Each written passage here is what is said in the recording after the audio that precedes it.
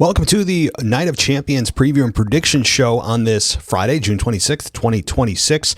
Tomorrow evening, we have the Night of Champions event, or depending on where you're at, of course, in the United States, it depends on what time it starts for you, so check your local listings. Have I ever said that on the show? Probably not.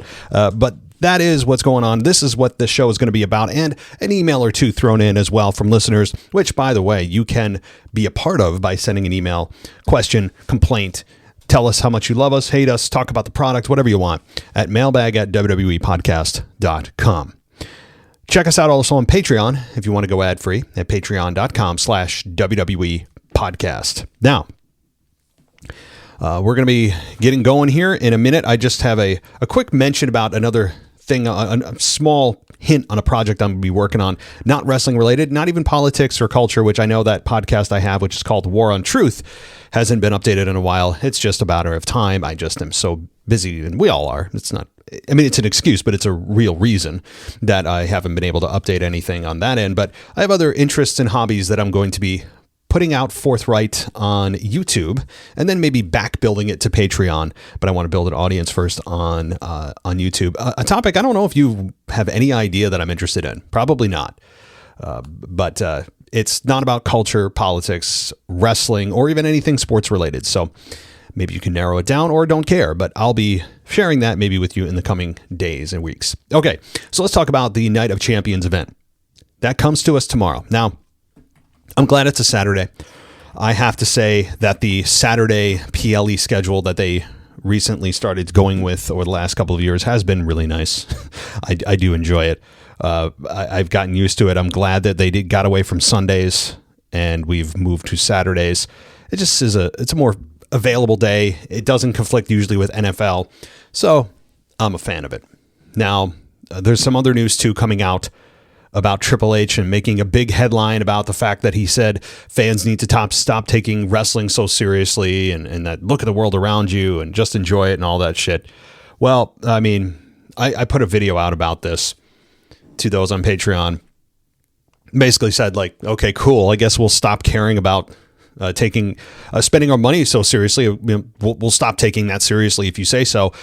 What that really means is you guys need to stop complaining. You're taking it too serious. Well, I mean, again, if I'm spending my money on something, I should care about what I'm spending my money on, and therefore I'm not just going to willy-nilly go, whatever they want to do, I'm just going to have fun. Well, what if having fun for somebody means they like to critique and they're passionate about it? And yeah, it may come across like bitching a lot. And even on this show, admittedly, I do, but it's not because I hate it. If I hated something truly, I wouldn't spend my money or time on it. That's the key. See, you can love something, but bitch about it. That shows you love something. Now, it may not be the best or healthiest way to always show you love something. You need to balance things out when things are good and recognize that, okay, yeah, they did things right. And I think I need to consciously work on that more too. Yes. Okay. This is not a therapy session, but, or some kind of psychoanalysis breakdown of how you should view wrestling. But people show their love and passion for something differently than others. And today's culture has kind of shifted towards the negative. And everybody's got a platform and a voice, which is good and bad. But when you love something and you know it can be better, and the product is so much different from what it used to be, and there are so many changes under the TKO umbrella and things that they've implemented that fans don't like, and then the fans voice it, and then the TKO says, well, stop taking it so seriously. Oh, just like you don't take your money seriously? I'm sure you don't take your money seriously, considering you've completely bastardized and prostituted the product by having ads all over the place, talking and creating an entire series about how what you're doing isn't real. Yeah, I'm sure you don't take your money seriously either, right? That's why you're bankrupt and trying to squeeze every penny out of everybody, including increasing tickets to record prices, bragging about it on the show, had a decrease in sales from WrestleMania from last year to this year, right? I'm sure you don't take that seriously, right? So I guess we shouldn't either. All right, moving on. Let's talk about Night of Champions. We'll take a breath collectively, or maybe just me.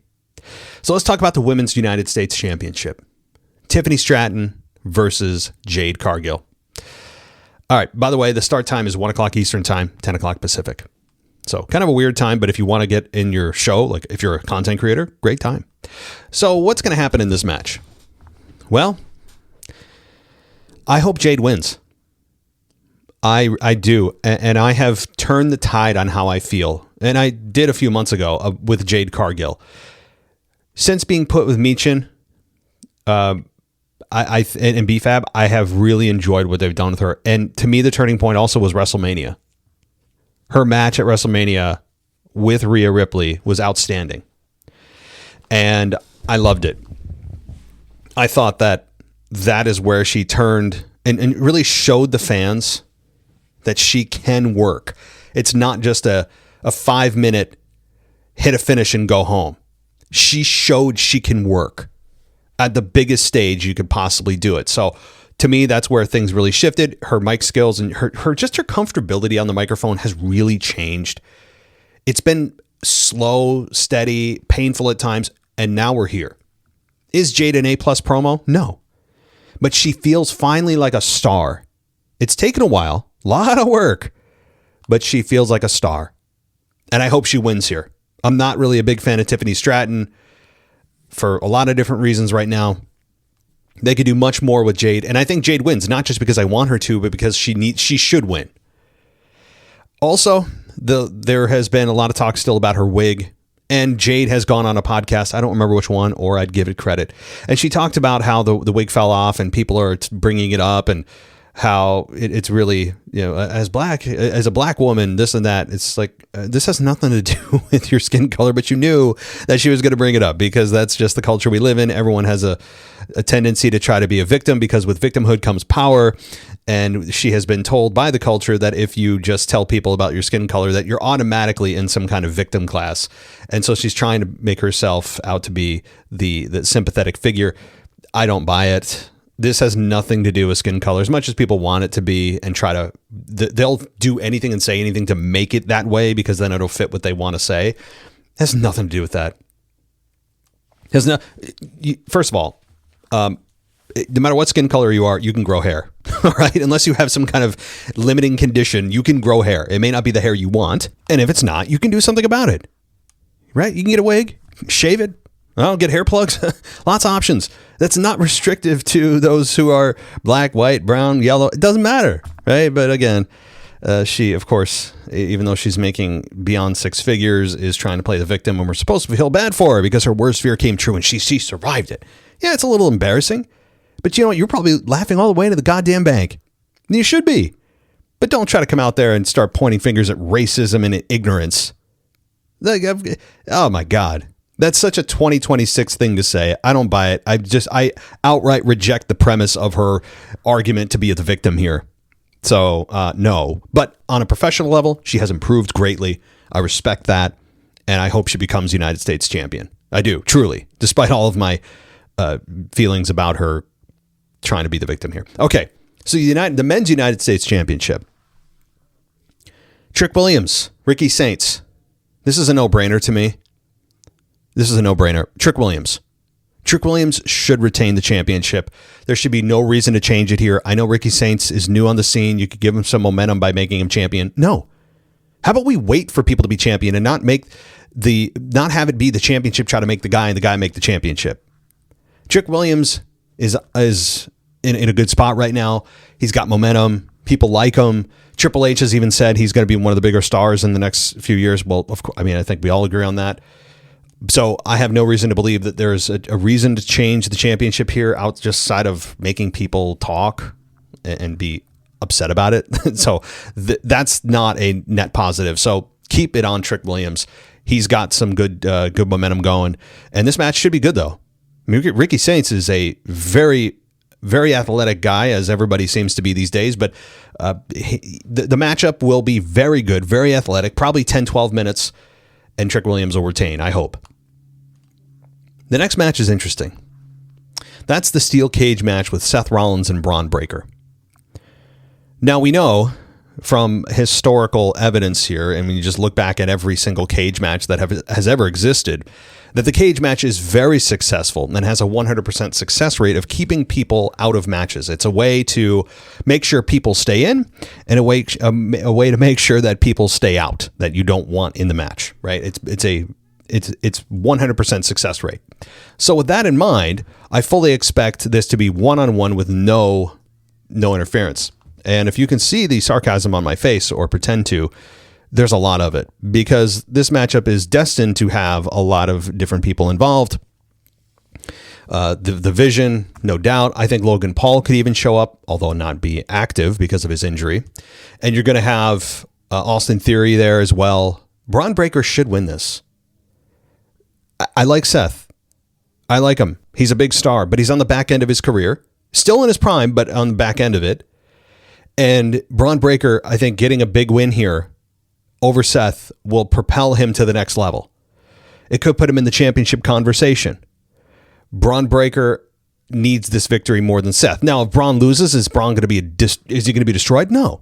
Bron Breakker will be fine, but I always look at matches as who needs the win more moving forward, not just in the moment. Sure, you want Seth to win. He's the babyface. He's the good guy. But there's a lot of Bron Breakker fans, and you could easily turn him babyface, and he's got a lot of momentum behind him as well. He's one of the bigger stars that Paul Heyman even said he's probably going to main event WrestleManias. So I think Seth Rollins can easily lose to Bron Breakker here in a hard-fought match, but it's going to be Bron Breakker coming out victorious because of said interference. Even if there's not, even if there, and I'm wrong, and there is no interference whatsoever, which would be shocking, Bron Breakker should still outright beat Seth Rollins. Not in a squash, just in a definitive, hard-fought matchup where Bron Breakker is victorious, and expect some crazy spots here. I just hope Bron Breakker, with all his momentum, and he gets so hyped up for matches. We've seen it before where he slips, or he had a hernia right before WrestleMania. He needs to slow down and calm down at the beginning of the match. I don't need him or Seth getting injured. He's so freakishly strong and fast that when you add adrenaline to that, it's a dangerous combination and it's difficult to control. I'm sure the adrenaline's through the roof for him, but he needs to find a way to kind of settle down a bit on that, because he's going to end up, again, hurting himself or his opponent, and we don't need that. So either way, this match is going to be really good. There's really good, and I expect Bron Breakker to come out victorious. All right, Queen of the Ring final, Io Sky and Liv Morgan. This one to me is also a no-brainer. I would think Io Sky should get the victory here. Liv Morgan's already a champion. I guess they can make her double champion, but we don't need that again. If there's separate championships on separate brands, she shouldn't even have been a part of this. As much as I love Liv and all she's done the last couple of years, there is no need to put her in this damn thing. I know that they looked at this and said, well, I don't know, who can Io work with? There's not a bigger star than Liv. Yeah, but the tournament's not meant for existing champions. But here we are. And again, yeah, sure, name-wise, it's a bigger matchup, but it makes no sense that Liv's in this. And she should not win it. Io Sky should win. This is a nearly 100% guarantee, nearly, because they could always make this Liv Morgan champion versus champion matchup at SummerSlam, but I hope they don't. Io Sky is just so much fun, and she is a great success story, and I think that she should win this outright. Io Sky's got to win in a match that I think will be, I dare say, a match of the night contender. All right, even more interestingly, the next matchup, the other side of the coin, is the men's King of the Ring final. Obafemi and Jey Uso. One of the most controversial finals in recent memory, with Jey Uso being in the finals at all. This one is very difficult. It's real difficult because, on the one hand, WWE may be thinking that it's more interesting with Jey Uso winning because what is he going to do? Is he going to choose his own cousin? Boy, that's a story we haven't explored yet. You mean a Samoan would turn on a Samoan? There could be some kind of civil war? No, that they wouldn't go. They wouldn't even dare explore that. See, that if they are thinking that somehow it's been long enough and this is fresh enough, they are severely mistaken. Jey Uso winning King of the Ring. I mean, people would, you talk about booing him out of the building. I mean, he's already halfway to heel. If he wins, man, I mean, there's no coming back. There's no coming back at all. And the argument is because Brock Lesnar could come out. Well, again, as I said earlier in the week, and I think I'm going to stick with this, There is a way to have your cake and eat it too, where Jey Uso doesn't win. Obafemi gets a championship match, but it doesn't win at SummerSlam because I don't think he's ready. And have Brock Lesnar appear. Pretty easy to put the puzzle together, actually. So Jey Uso loses, as he should. A dominant performance by Obafemi. Because if he could dominate Brock Lesnar the way he did at WrestleMania, Jey Uso should be easy pickings. Obafemi beats him 7 minutes or less.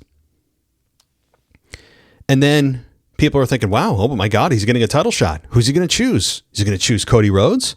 Is he going to choose Roman Reigns? And I think he should choose Cody Rhodes. But then you have Brock Lesnar come out and F5 Obafemi after the match, which gives us the Saturday night's main event at Madison Square Garden.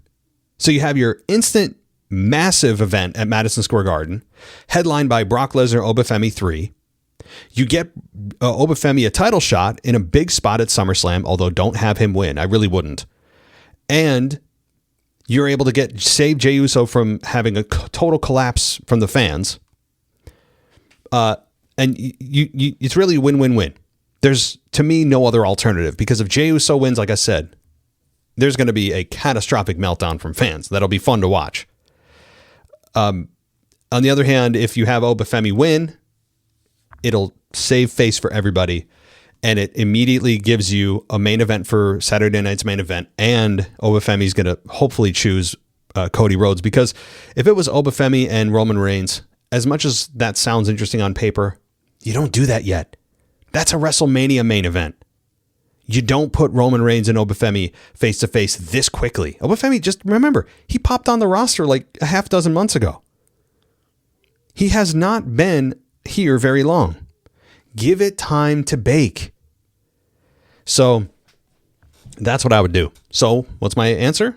Obafemi wins, and Brock Lesnar appears after to F5 Obafemi, or Obafemi expects the assault and he ends up destroying Brock Lesnar. I mean, either way, I think that's the way it goes. Okay. Final match. Cody Rhodes, Gunther, and Sami Zayn for the Undisputed WWE Championship.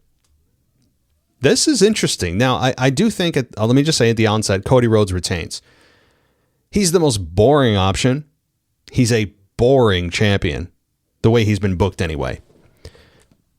It feels like he's been champion for years now, but a very, very, again, no other word than boring run. Both runs, boring. They just have been. I blame a lot of that on creative. But I think that Cody Rhodes going into SummerSlam as champion is more interesting, despite the fact that Sami Zayn has been by far and away the most interesting character, maybe in the company, in the last several months. His slow descent into this character is great, yet still proclaiming he's the last true good guy. He has been magnificent on the microphone. His work rate is at a peak level. We all know how he works. And it feels like it would be a very fresh start for the championship. It would create a lot of waves for Sami Zayn to win. I wouldn't hate it at all. In fact, that's actually who I would want to, but then what do you do for SummerSlam? Do you really go with Obafemi versus Sami Zayn? It's not particularly interesting. Cody Rhodes and Obafemi sounds much more interesting to me. And even, I'm sure for WWE, from a star power perspective, name, brand value, all that, you're going to have a bigger name than Sami Zayn. And I think that's the only thing working against him, is that. And so I do believe it's going to be Cody Rhodes. Gunther doesn't really have a shot here, I don't think. Why? Because I think he's slated to face Brock Lesnar at SummerSlam. They got to keep him open. You can't have Gunther as champion if Brock Lesnar is going to face him, because you're not going to have Brock Lesnar face anyone for a championship at this point. That is not happening. It's null and void. So if Brock Lesnar, Gunther is still the plan for SummerSlam, then you're not going to have Gunther win this. So Sami Zayn is a close second and much more interesting champion, I think, than Cody would be, and has shown to be. There's evidence, 2 years of it. But for me, I think if I'm going to predict who's going to win, probably Cody Rhodes. Probably Cody Rhodes retains, and Gunther's going to find a way that says that he got screwed again, and he's going to anger Nick Aldis and all the rest of it. So I think that's how it goes down in what's going to be a really fun main event. This should be match of the night.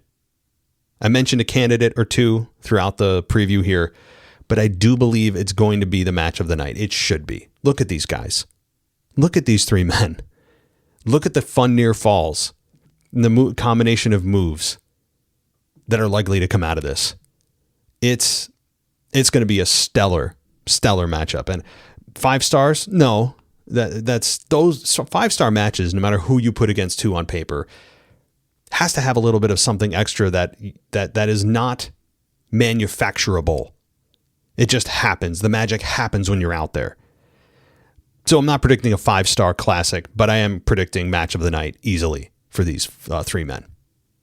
So with all that said, let me know what you guys think in your mailbag about who you think. Well, by the time I read this, how about your reactions? Let's get your reactions to the show. And what we'll do is in the post show for the PLE tomorrow night, hopefully I'll be getting a post show out to you in the evening tomorrow night, which is uncommon, but I'll try. You can give me your reactions in real time. So send them to me. I'll read them on the air. Let's get to an email. This is from Joe, and he says he's been listening for a few weeks, and he says he really loves the pod. Well, thank you. You remind me more of a chill, stone version of Michael Cole. I've never heard that analogy been made about me. A more chill or stone version of Michael Cole. Well, then I guess I should start pronouncing WWE as WWE. Maybe that'll really send you for a loop. Well, thank you. I meant that as a compliment, sure. Even if it was an insult, I don't care. But thank you, though. I do appreciate it, Joe. I used to play hockey. I got hurt from hockey, so I decided to sit and just watch wrestling for the past 5 years or so. Well, first of all, you got hurt. You weren't hurt for 5 years, were you? I'm guessing that you got hurt, and while you were hurt for the few weeks or months or whatever, you were watching wrestling, and then the rest of the time you just continue to watch. I would hope that you weren't actually hurt for 5 years, but hockey is a brutal sport. People really, and I was not a hockey player. I wasn't, but just ice skating when I can occasionally. It's a lot of work. People don't even realize. Imagine trying to put on all your gear, all the work it takes to skate around the ice, then get physical with the guys on the ice, and you're sprinting basically on the ice. It's a lot of goddamn work. People underestimate hockey. But that said, I've been doing a lot of watching from years ago, and I must say I really miss Babyface 2013 Rock. I hope when he comes back that he's doing the same stuff he did in 2013, like doing his nursery rhymes and singing and stuff, because I really feel like he tries too hard with his final boss stuff. Dwayne is a natural as a babyface, in my opinion.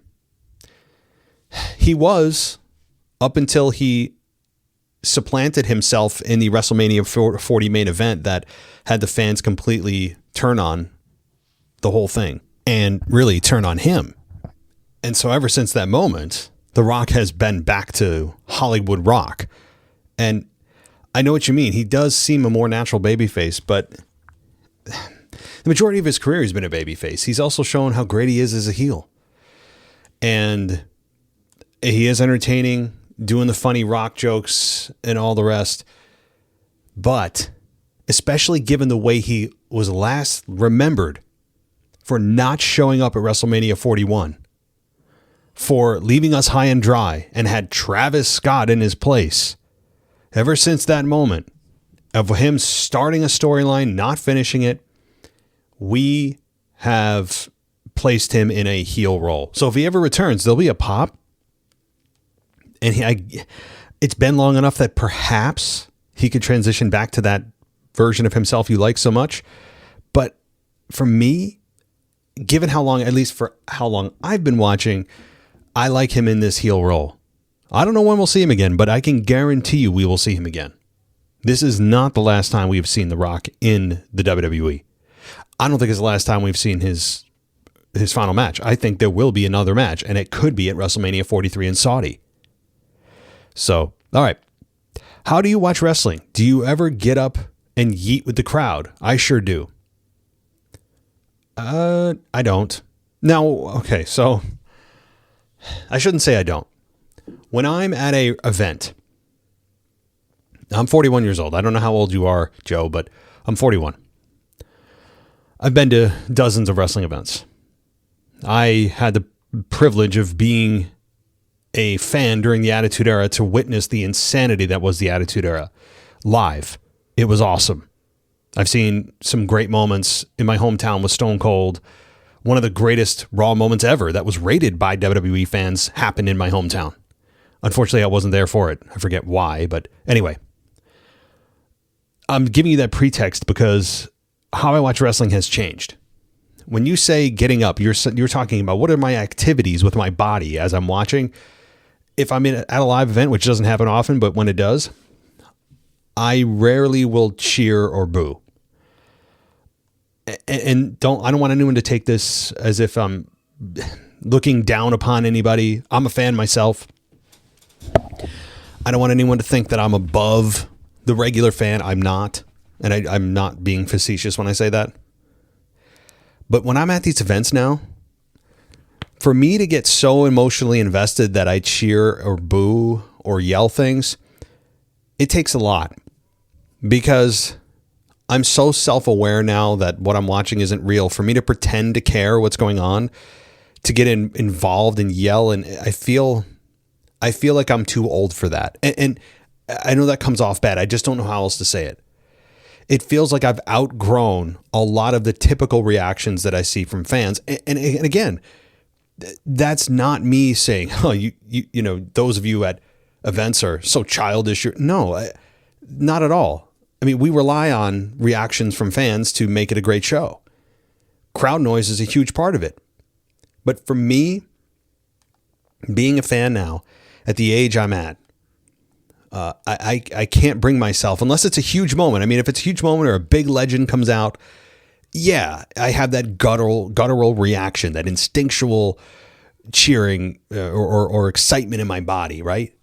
But for the typical entrance or match, I don't react at all. I'll sit there. I'm not on my phone the whole time like an asshole, but I will watch the match or I'll clap here and there, but I don't get involved in the yeeting. That seems to me, it's too childish for me. It feels like that to me. And again, anybody that goes to events and does that, great. We need people like you. We really do. But for me, I can't. When I'm home, I mean, I'll react to things going on that are significant out loud. Typically, I'm not in a place where I can say things. I mean, if I'm at my desk at work watching Raw, which sometimes happens, I obviously can't do anything. But if big moments happen or you have a huge return or something, yeah, I mean, I'll react. I do. All right. I also think that LA Knight should start a faction with Obafemi and Braun Breaker called Evolution 2.0. Thanks, my friend. Continue the great pod. Much love from Willowick, Ohio. Wow, I don't think I've had anyone message me from there. So cool. Thanks, Joe. They could, but here's the issue with that. First of all, I don't want anyone trying to pretend they're Evolution again. I don't like any version being followed up on compared to, like, let me put this a better way. When someone is up and coming in the business, a single star, and they say, oh my God, this person's the next John Cena. This person's the next Shawn Michaels. Dolph Ziggler is famous for having a lot of people say to him that he's the next Shawn Michaels. I don't want that for them. I don't want to hear that either. The reason is you are then instantly compared to an all-time great and you'll never, ever achieve the level of success likely that person did. It puts you behind the eight ball from the get-go. Same thing for a group. So if you're going to name it Evolution 2.0, you're already behind the eight ball because now everything that person or that group does, you're going to compare to Evolution and say, it's not as good as the original. It's not as good as the original. It's never good to try to be a copy or a software upgrade on an existing version. It's not a good idea because, again, you're setting the precedent way too high. And in addition to this, regardless of what you call them, I actually don't want them in a faction. I know what you're saying. They're three top baby faces. I get it. Or, well, Braun isn't, but he could be. And it would be a power faction. But the problem with that is all three men are doing just fine on their own. And I would argue would be way more successful on their own. These three men, not to say they couldn't have a tag team match if they have common enemies, they could certainly tag together. But as a faction, I think that it would not do well for them because, again, Braun Breaker, I think he's doing just fine on his own. Obafemi, doing just fine on his own. LA Knight, he's the only one you could kind of make a case for to be in a faction because they don't seemingly want to do anything with him of significance beyond just kind of touching the main event but never being the guy. So I don't think it would be beneficial for all three of those men to be together, at least in a faction, on a consistent basis, because factions, don't forget too, the purpose of them is to create single stars. That's what they're for, because single star popularity and single star success will always, always, always supersede tag team or group success. The biggest names in the industry, you don't remember them for their factions. You remember them for their singles success. You could say, well, Hulk Hogan, well, he was in the NWO in a company that got bought out by Vince McMahon. Not to say the NWO wasn't significant, it was. But what they remember most for Hulk Hogan, the majority of people that remember him from Hulkamania, for the return to WWE. Yes, his NWO success, but the majority of his success and what people remember him for is singles competition. So that's what factions are for, and these three men don't need it.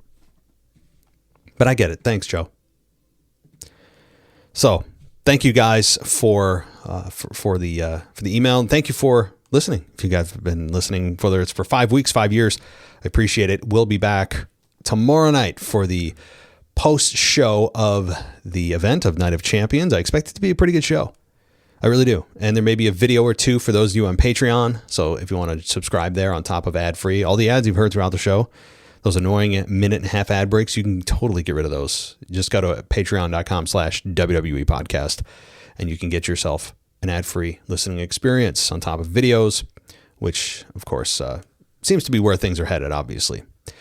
All right, everybody, enjoy Night of Champions. I hope you'll be attending it, at least online, and follow me on X. I'll be tweeting throughout the show, wrestling_audio, or just search the WWE podcast. I'll be giving my thoughts in real time on X. All right, buddy. Enjoy. We'll talk soon. Thanks for listening to the WWE podcast. Don't forget to subscribe on your favorite podcast app so you don't miss a show, or head to WWEpodcast.com. And for all of these shows ad-free, head over to patreon.com/WWE podcast. Until then, we'll see you next time.